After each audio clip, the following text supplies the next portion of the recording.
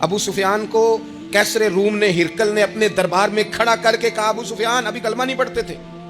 تمہارا کوئی رشتہ ہے نبی پاک سے جنہوں نے مجھے بھی خط لکھا ہے کہ مسلمان ہو جاؤ؟ کہنے لگے ہاں میں چچا ہوں رشتے میں۔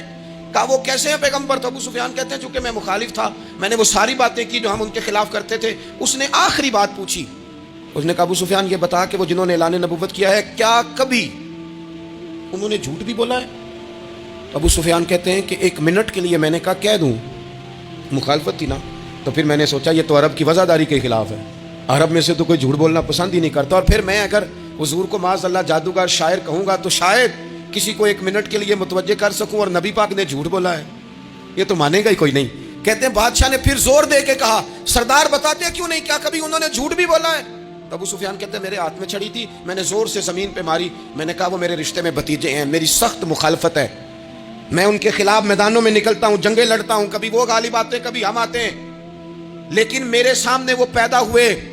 میں نے ماں کی گود میں بھی دیکھا، دادا کے کندھوں پہ بھی دیکھا، چچا کے گھر میں بھی دیکھا، سیدہ خدیجہ الکبریٰ کا دولہا بنے بھی دیکھا، ان کی 4 بیٹیاں ان کی گود میں کھیلتے دیکھی، اعلان نبوت کرتے دیکھا، لوگوں کو مخالفت کرتے دیکھا، میرے سامنے ان کے مقدس بال سفید ہوئے، میرا اختلاف اپنی جگہ